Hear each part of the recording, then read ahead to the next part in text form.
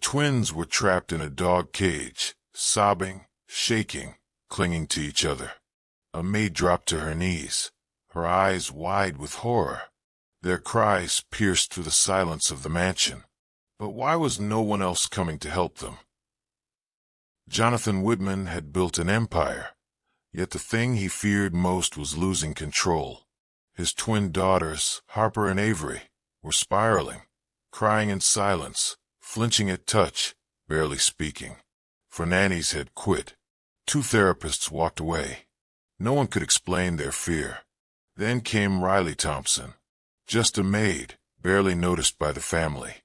Until one afternoon, she stayed behind after her shift and didn't leave through the front door. She slipped into the basement. She whispered something only the twins could hear. And that night, the girls stopped screaming in their sleep. But what was she really doing behind closed doors? Before we continue, please like, share, and subscribe, and tell us in the comments where you're watching from. Now let's dive back into the story. The cage rattled violently as Avery flung herself against it, sobbing. Harper didn't move. She just held her sister tighter, her small arms wrapped protectively around her like a fragile blanket. The bars of the dog cage dug into their skin. It was meant for a Great Dane, not 2 little girls. Their yellow dresses were wrinkled, stained, and clinging to their damp skin. The air was thick with the smell of bleach, but underneath it, sweat, fear, and something worse. Silence. Then footsteps. Sharp, purposeful, getting closer. Harper's breath hitched. She squeezed her sister's hand. "Don't move," she whispered. The footsteps stopped just outside the laundry room. A creak. Then the door swung open, letting in a sliver of hallway light. But it wasn't Sloan. It was Riley. The maid froze in the doorway, her eyes locked on the cage.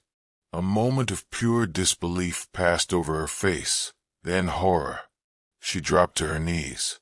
"Oh my God." Avery reached through the bars, crying harder now.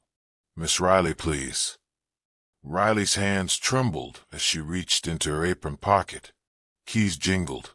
Meanwhile, upstairs, Jonathan Whitman tapped on his security feed. A motion alert had pinged his phone, basement level. He didn't think much of it, not at first. Probably the cat, or the new maid finishing up. But when he opened the feed, what he saw knocked the air from his lungs. A cage, 2 small figures inside it, and Riley unlocking the latch. He stood up so fast his chair toppled behind him. His hand shook as he grabbed his phone, eyes wide with disbelief. No, not as girls. Not in a cage. He raced down the hall, the echo of his footsteps bouncing off the marble floors. "God, not today. Please," he muttered under his breath. He wasn't even sure who he was praying to anymore. But the words came anyway. Down the staircase, around the corner, into the basement corridor. He slammed the door open. Empty. The cage door hung open, still swaying. No twins. No Riley.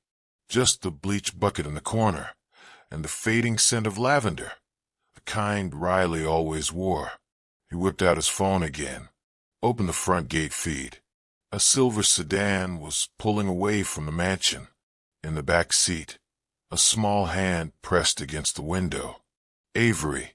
And in the front seat, Riley, tears in her eyes. The camera froze, then cut to black. Jonathan stood motionless in the hall, the phone still in his hand, the basement door creaking behind him. What just happened? Why would Riley take them? And why, after everything, did his daughters look relieved? Was she rescuing them or stealing them? Jonathan Whitman didn't cry at his wife's funeral. He stood there in a black suit worth more than most people's homes, staring at the polished coffin like it wasn't real. Isabel was gone, just like that. A sudden aneurysm. No warning. No time to say goodbye. Harper clung to his leg that day, while Avery asked why the angels were taking their mommy. But Jonathan didn't answer. He couldn't. Something inside him had gone still, quiet and cold. He'd built companies, conquered markets, faced billion-dollar losses without blinking. But grief knocked him to his knees. And he never really stood up again. The house changed first. Isabel's laughter used to fill every hallway. She sang while brushing the girl's hair, hummed while watering the plants. After she died, the silence settled in like dust. Then the twins changed. Avery, always more emotional, cried herself to sleep for weeks. Harper stopped talking at school. They both became clingy, skittish, withdrawn. Therapists came and went. Nannies quit one after another. Until Sloan Mercer arrived like a solution. She was polished, professional, impossible to argue with. She took control of the schedule, the meals, the rules. At first, it seemed like relief. The girls needed structure. Jonathan needed help. And Sloan made it easy to stop feeling everything. But then Harper stopped asking for bedtime stories. Avery flinched when someone reached for her plate. There were bruises, excuses.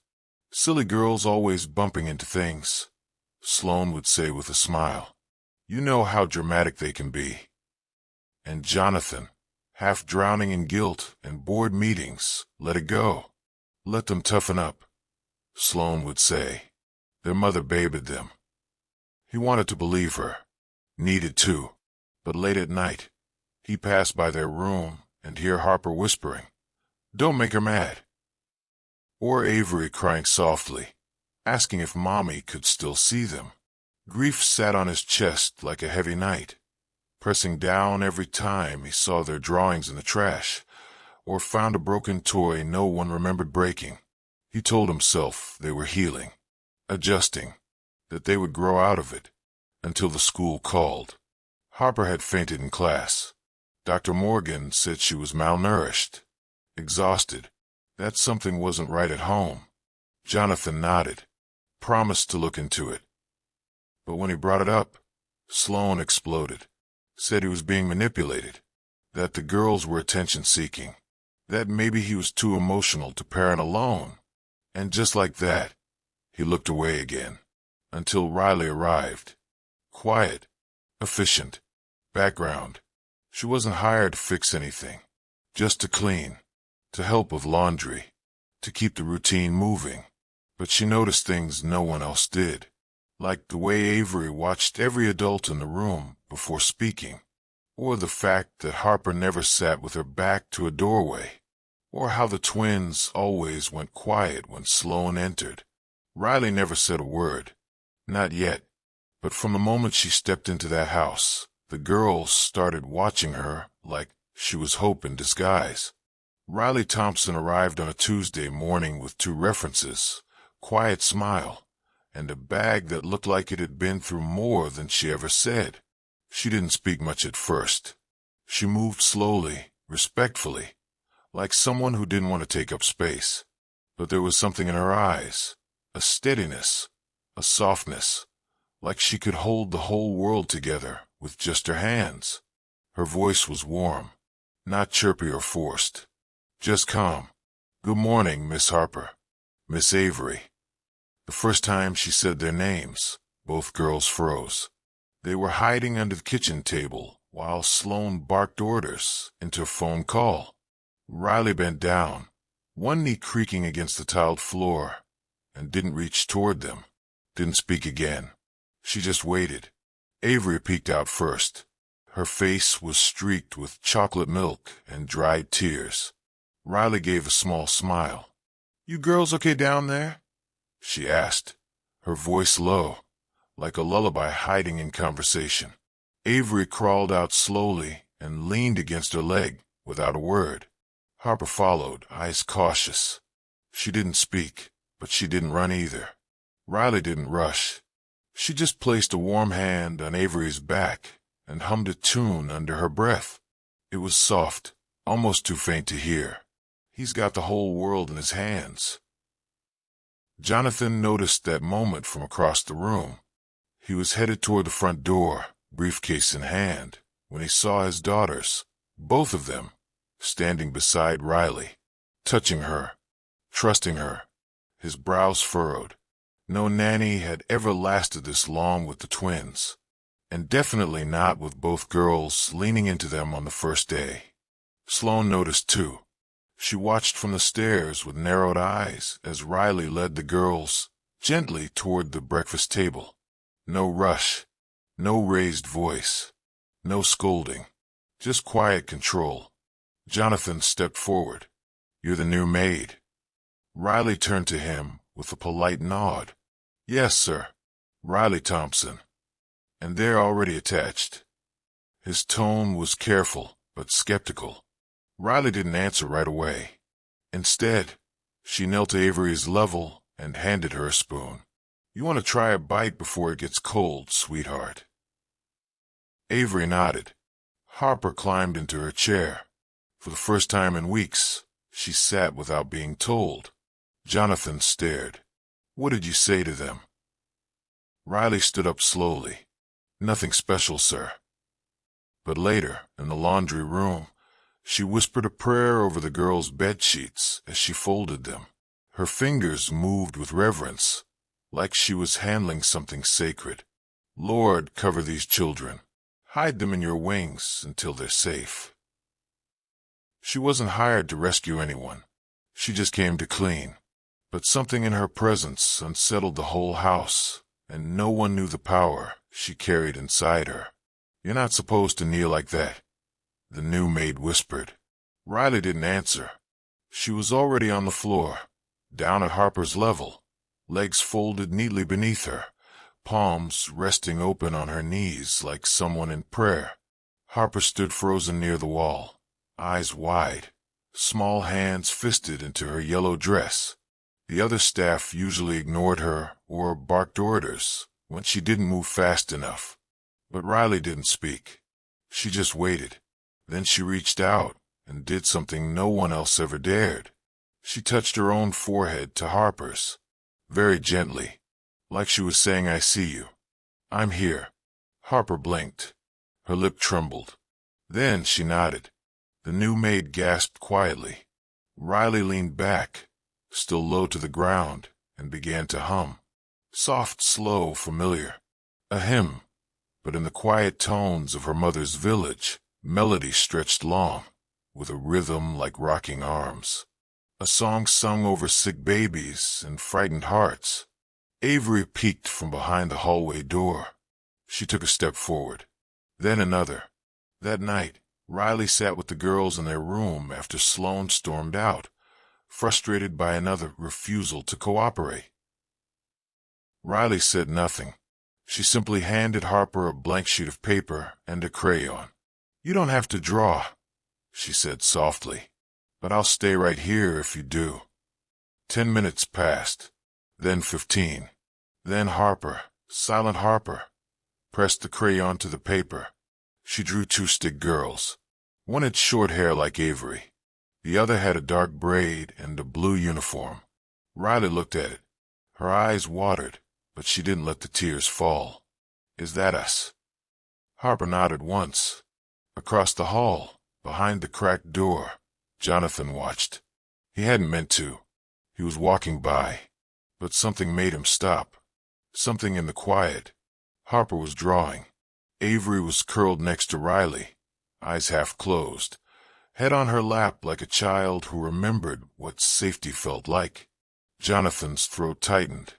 Isabel used to sing to them like that, sit with them like that. Riley wasn't following the routine. She wasn't keeping professional distance. She wasn't doing anything Sloane had instructed. But the girls looked human again. He stepped back, unsure what to feel. Sloane would say the maid was overstepping, getting too close, manipulating emotion, she'd call it. But what if it wasn't manipulation? What if it was mercy? Downstairs, he sat in the dark of his office, staring at the paused security feed from the hallway cam. Harper, holding up her drawing. Riley, touching her forehead to hers again. Jonathan hadn't seen Harper let anyone that close in over a year. He pressed his hand over his mouth, because something inside him shifted, and it scared him. And then something happened that forced him to question everything. Jonathan waited in the hallway, arms crossed, jaw locked. He had watched Riley for 3 days now. Always calm, always gentle, but too involved, too close. The girls were clinging to her like she was their mother.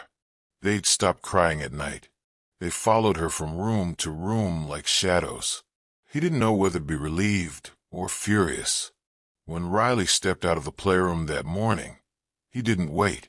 "Can I speak with you?" "Now." She looked up, surprised, but didn't flinch. "Of course, sir." They walked into the study. He shut the door harder than he meant to. "You're not their therapist," he snapped. "You're not even their nanny. You were hired to clean that." "Not care," she said quietly. That stopped him. Her tone was respectful, but firm. "Mr. Whitman, I'm aware of my role," she said, hands folded in front of her. "But if a child is in distress, I will not look away. Not in this house. Not anywhere." He stared at her, anger bubbling just beneath the surface, but also something else, something more uncertain. Before he could respond, the door creaked open. Sloane stepped in. She smiled sweetly, but her eyes were sharp. "Everything all right in here?" she asked, looking only at Jonathan. "I heard voices." "We're fine," he muttered. Riley stepped back instinctively. Sloane's eyes flicked to her like a warning shot. "I just wanted to remind you," she said coolly, "that Harper's therapy session is this afternoon. Let's not confuse her by letting her skip it again." Riley hesitated. "She cried the entire way home last time." "Well," Sloane snapped, "crying is part of healing." Riley didn't respond, but the silence was deafening. Sloane leaned in closer, lowering her voice. "We don't need overstepping staff, making the children more unstable than they already are." Then she turned on her heel and walked out. The door slammed behind her. Riley stood still for a moment.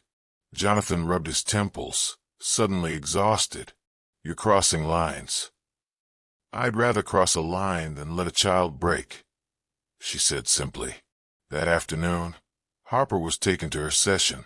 She came back silent, shoulders hunched, eyes vacant again. The next morning, her drawing was gone from the fridge, torn in half and thrown in the trash. Avery found it first. She brought the pieces to Riley without saying a word. Down the hall, Sloane's heels clicked against the tile. Later that day, Riley found a note in her locker. "Don't get comfortable." There was no signature. She folded it carefully and placed it into her coat pocket. Then she knelt beside Avery in the hallway and began humming again, soft and steady, like nothing could shake her. But something had shifted. The warmth was still there, but now it was guarded, because the real fight had only just begun. Dr. Caleb Morgan adjusted his glasses and looked up from Harper's latest evaluation. "This is the first week she hasn't dropped weight." Jonathan blinked. "What?" The pediatrician nodded. "She's eating, hydrated, responding to sound. Her anxiety's still present, but she's improving." Jonathan stared at the file. "She drew a picture," Dr. Morgan added, "of a woman, holding her hand." He turned the paper around. Jonathan recognized the braid, the blue uniform. Riley. He didn't say anything as he walked out of the office. Didn't speak in the car. But that night, he sat in the living room and pulled up the archived security footage, something he hadn't touched in weeks. He watched silently, day after day, clip after clip. Riley kneeling by Harper's side. Riley brushing Avery's hair gently while humming. Riley sitting on the floor, letting the girls braid her sleeves. He slowed down the frames. Every time Sloane entered a room, the twins' bodies stiffened. Every time Riley entered, they exhaled. He rubbed his eyes and rewound again. How had he missed it? What kind of father doesn't notice his daughters bracing for pain? When Riley arrived home from the grocery store the next day, Avery sprinted barefoot down the hallway. Sloane called after her, but Avery didn't stop. She threw herself into Riley's arms. "Don't leave," she whispered. "Please don't leave." Harper stood at a distance, her small hands clenched at her sides, watching carefully. Riley looked up and saw Jonathan standing at the end of the hall. He looked exhausted, shirt rumpled, eyes red. He didn't speak right away, but his mouth trembled, and when he did finally try, his voice cracked. "I didn't know." Avery clung tighter to Riley. Jonathan dropped his gaze. "I should have protected them." Riley didn't scold. She didn't answer right away. She just placed her hand over Avery's heart and whispered, "You're safe now, baby." Harper took a single step forward, and for the first time, she reached for Riley's hand too. Jonathan watched in silence, the lump in his throat growing. The girls weren't just surviving anymore. They were choosing someone. Someone who hadn't left. Someone who saw them. He turned away, swallowing hard. Maybe God had not forgotten his house after all. Maybe Mercy had been living in his halls this whole time, wearing an apron and humming to broken hearts. And for the first time in years, he let himself cry. Tears fell, quiet, ashamed, grateful. But outside, clouds were forming, and inside Sloane's locked study, a plan was unfolding. Because someone had noticed a shift, and she wasn't going to let go of control without a fight. Until the day everything changed forever. The garden had been closed for months. Weeds crept through the cracks in the path. The fountain hadn't run since Isabel's funeral. The twins never asked to go outside anymore. Until today. Riley had just finished folding laundry when Harper tugged at her sleeve. Her voice was barely a whisper. "Can we go to the place with the roses?" Riley blinked. She crouched down slowly. "You mean the garden?" Harper nodded. Her hands shook. Her voice trembled. But her eyes held something new. A spark. Riley smiled. "I'll grab our sweaters." She led the girls through the side doors, one hand on each of their shoulders. The sun had already begun to set, casting the old stone path in gold. Dust floated in the light like blessings. Avery ran ahead, chasing a butterfly. But Harper walked slowly, purposefully, toward the center of the garden, toward the fountain. Jonathan saw it from his office window. He stood up slowly, hand on the glass. Harper hadn't set foot outside alone since Isabel died. He grabbed his coat and followed them outside. From behind the trees, Sloane watched. Her phone was in her hand, her lips pressed tight, her eyes narrowed. As Riley guided Harper to the edge of the fountain, she pulled something from her pocket, a folded piece of paper. The drawing, taped back together. She handed it to Harper gently. "You made something beautiful. You can do it again." Harper looked down at the paper. Her lips parted. She reached forward, shakily placing it on the stone ledge. Then she took a step up. Avery gasped. "Harper." Harper didn't look back. She stood, on her own, her back straightened, her arms open slightly, and her face tilted toward the sky. Jonathan's breath caught in his throat. She wasn't hiding. She wasn't flinching. She was free. But just then, a loud crack. A sprinkler box near the walkway exploded in sparks. Water shot sideways. Avery screamed. Harper stumbled backward. Sloane stepped into view, acting shocked. "Oh no. Someone must have left the system running. How dangerous." But Riley moved first. She stepped between Harper and the broken line of water and held her steady. "No one's hurt," she said firmly, calmly. Harper gripped her hand and stood again. Jonathan turned to Sloane. Her timing, her tone, it was too perfect. He looked at the box. It had been tampered with, the wires exposed. Riley gently brushed the water from Harper's dress. Her voice was soft. "Look at you, baby. You're standing strong." Harper beamed. A real smile. A moment that once seemed impossible. Jonathan's throat tightened. A memory stirred Isabel, lifting Harper up to touch the rose vines, singing under the same sky. He looked at Riley now. She wasn't just helping them heal. She was fulfilling something divine. And then came the moment no one expected. It was a quiet Thursday morning. Rain tapped gently on the windows, and the scent of cinnamon from Riley's tea lingered in the air. The girls sat at the kitchen table, crayons scattered, half-drawn suns and stick figures lining the paper. But Harper wasn't drawing. She was staring at something in her hand, a silver locket. It had belonged to her mother. Jonathan had placed it in her room months ago, unsure if she'd ever notice it. She hadn't touched it once. Until now. Riley noticed her staring. She came over, slow and gentle, and knelt beside her chair. "Do you want to open it, sweetheart?" Harper's fingers trembled, but she nodded.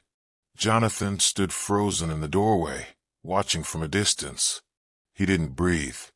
Harper's small thumb pressed the latch. Click. Inside, a faded photo of Isabel holding her, one twin on each arm, and beside it, a verse Isabel had chosen when they were born. "You are fearfully and wonderfully made." Psalm 139, verse 14. Harper stared. Then she whispered something no one had heard from her in nearly a year. "Mama." Jonathan staggered. Avery's eyes filled with tears. Harper turned slowly in her seat, looked across the room, and locked eyes with her father. Her bottom lip quivered. Then she slid off the chair. Her legs were shaky, but she stood, and she walked. Not rushed, not forced. Just one small, steady step at a time. Toward him. Jonathan dropped to his knees. He didn't care about the marble floor or the staff watching from the hallway. His arms opened, and Harper fell into them. He wrapped her up, sobbing into her tiny shoulder. "I'm so sorry," he whispered. "I'm so sorry, baby girl." Avery ran in too, clutching his arm, burying her face into his side. Riley stood a few feet away, hands clasped over her mouth. Tears streamed freely down her cheeks. She had prayed for this, begged heaven in silence for it, and now it was here. Not loud, not dramatic, just holy, like the whole room had taken a breath and refused to let it go. Light from the rain-dimmed window pooled onto the floor like soft gold.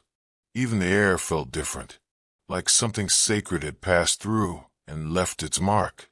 Jonathan looked up at Riley. He could barely speak, but he mouthed the words, "Thank you."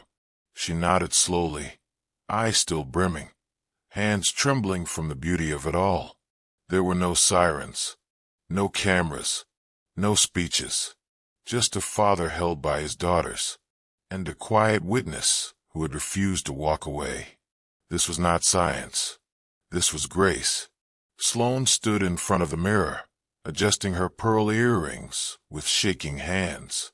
She had done everything right, managed the estate, managed Jonathan, even managed the children, or so she thought. But that morning, 2 Child Protective Services agents arrived with court documents in hand. Dr. Caleb Morgan's testimony, Riley's photos, Mrs. Cole's stack of crayon drawings, the neighbor's written statement. It had all come together. Too much to deny. Too many voices speaking truth at last. Sloane tried to smile, tried to spin her words, but the courtroom wasn't Jonathan's boardroom, and this time, no one believed her performance. She left the estate in the back of a black car, sunglasses on, lips pressed tight. Not one person came to say goodbye. The house felt different the very next day. Not louder, not wilder, just lighter. Avery hummed while brushing her teeth. Harper left her door open at night. The hallway no longer echoed like a museum. Jonathan spent his mornings in the kitchen now, coffee in hand, listening to the twins talk about things that once terrified them. He still didn't have all the answers, but the silence in his chest was finally breaking. Riley kept things simple. She still folded laundry, still packed lunchboxes, still tied shoelaces with care. But the girls no longer called her Miss Riley. Just Riley. Sometimes Mama Riley. She didn't correct them. One afternoon, Jonathan found her in the back garden. She was kneeling near the rose bush, the girls beside her, hands in the dirt. Their dresses were smudged, their fingers messy, but their eyes were bright. He didn't interrupt. He just stood still and watched. Later that week, Jonathan walked her to the small guest cottage on the far side of the property. He handed her a single gold key. "You've carried more than you had to," he said. "Let this house carry you now." Riley didn't answer at first. She looked down at the key resting in her palm, then at the two girls waiting at the cottage steps, smiling, safe, whole. "I never came here to save anyone," she said quietly. "I know," he replied. "That's what makes it real." That evening, laughter came from the kitchen. Music played low on the radio. Someone knocked over a cup, and no one yelled. The girls danced barefoot on the tile. Jonathan watched from the porch, the sound of his daughter's joy washing over him, like something he'd almost forgotten how to feel. Not triumph, not celebration, just peace. Some homes aren't built from stone. They're rebuilt by hands that refuse to let love die.